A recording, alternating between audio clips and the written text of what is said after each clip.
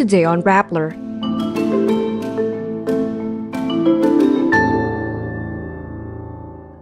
President Ferdinand Marcos Jr. blames climate change and trash for severe flooding. A tanker spills 1.4 million liters of industrial fuel oil off the coast of Limay, Bataan. A Reuters Ipsos poll shows Kamala Harris has a 2 percentage point lead over Donald Trump, 44 to 42%. US President Joe Biden says he dropped out of the race against Donald Trump because he loves his country more than his personal ambition. And Israeli Prime Minister Benjamin Netanyahu outlines a vague plan for post-war Gaza before the US Congress. President Ferdinand Marcos Jr. pins the blame on climate change and improper trash disposal after he inspects severely flooded areas in Metro Manila. The amount of water was not as bad as Undoy, but the effect was greater than Undoy. Mas marami tayong flood control ngayon kaysa noon. This is what the effects of climate change are. Sana matuto naman ng tao, huwag kayong nagtatapon ng basura dahil yung basura yun ang nagbara doon sa mga pump natin. In a State of the Nation address on July 22, Marcos touted the completion of 5,500 flood control projects. A situation report by the National Disaster Risk Reduction and Management Council says the bad weather caused 13 landslides, forced the evacuation of over 600,000 individuals, and killed at least 14 people across the country. Oil tanker MT Terra Nova capsizes and submerges in Bataan, carrying 1.4 million liters of industrial fuel oil. Philippine Coast Guard spokesman Armand Balido says 16 of the tank's crew are rescued, with one still missing. Search operations continue. The PCG monitored an oil spill 5.6 nautical miles east of Lamau Point in Limay, Bataan. It has an estimated length of 2 nautical miles and is carried by the strong current heading east to northeast.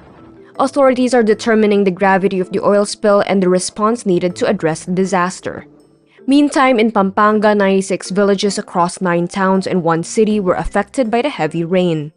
In Metro Manila and nearby provinces, motorists and commuters were stranded after heavy rain brought by the southwest monsoon, intensified by Typhoon Karina, caused heavy flooding. A Reuters Ipsos poll shows Vice President Kamala Harris with a 2 percentage point lead over Republican Donald Trump, 44 to 42%. A CNN poll conducted by SSRS shows Trump leading Harris 49 to 46%. Both findings were within the poll's margins of error. In his first rally since the vice president replaced US President Joe Biden as the Democratic nominee, Trump signals a bare-knuckled campaign as he brands Harris a radical left lunatic. Harris had dominated the 2 previous days with withering attacks on Trump. In those roles, I took on perpetrators of all kinds. So hear me when I say, I know Donald Trump's type. The Democrats plan to formally nominate Harris as soon as August 1, with Harris picking a running mate by August 7. United States President Joe Biden says he had pulled out of the race against Republican Donald Trump because he loves his country more and that love exceeds his personal ambition. This was his first public remark since dropping out. I revere this office, but I love my country more. So I've decided the best way forward is to pass the torch to a new generation. That's the best way to unite our nation.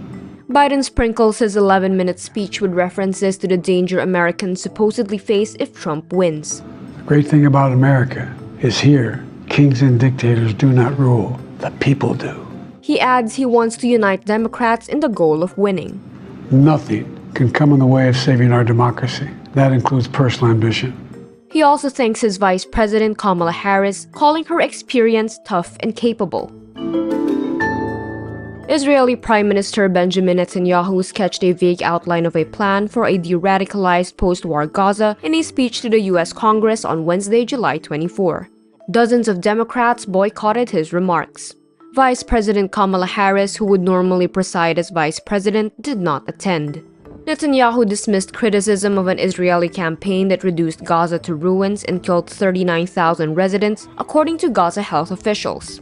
The prosecutor of the International Criminal Court has shamefully accused Israel of deliberately starving the people of Gaza. If there are Palestinians in Gaza who aren't getting enough food, it's not because Israel is blocking it, it's because Hamas is stealing it. Without evidence, Netanyahu says the pro-Palestinian protesters were backed by Israel's foe, Iran. You have officially become Iran's useful idiots. And that's today's wrap. I'm Kara Oliver. Thank you for watching. Click the link below for the full story. Follow us on Rappler's YouTube, Facebook, X, Instagram, and TikTok.